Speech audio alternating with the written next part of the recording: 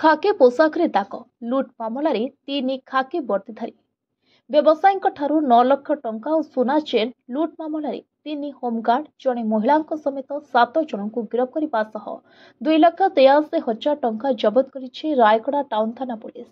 ଏହି ଘଟଣାରେ ସମୁଦାୟ 9 ଜଣଙ୍କର ସମ୍ପୃକ୍ତି ଥିବା ବେଳେ 7 ଜଣଙ୍କୁ ଗିରଫ ହୋଇଥିବା ଜଣାପଡ଼ିଛି। ଏହାସହ ଏହି ଲୁଟ୍ରେ ବ୍ୟବହୃତ 6ଟି ମୋବାଇଲ ଫୋନ୍, ଏକ ବୋଲେରୋ, ଗୋଟିଏ ମୋଟର ସାଇକେଲ ଜବତ ହୋଇଥିବା ଜଣାପଡ଼ିଛି।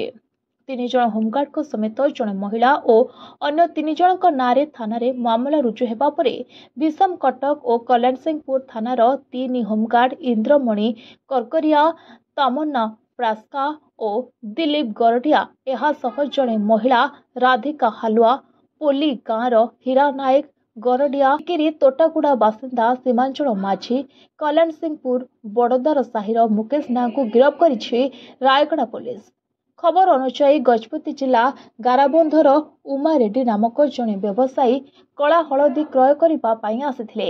ତେବେ ଗିରଫ ବ୍ୟକ୍ତିମାନେ ରାୟଗଡ଼ା ଜିଲ୍ଲା ରାପକଣା ଛକରେ ବ୍ୟବସାୟୀ ଜଣଙ୍କୁ ପୋଲିସର ଭୟ ଦେଖାଇଥିଲେ।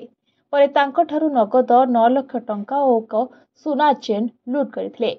ତେବେ ଏନେଇ ବ୍ୟବସାୟୀ ଉମା ରେଡ୍ଡି ରାୟଗଡ଼ା ଟାଉନ ଥାନାରେ ଅଭିଯୋଗ କରିବା ପରେ ତଦନ୍ତ କରିଥିଲା ପୁଲିସ।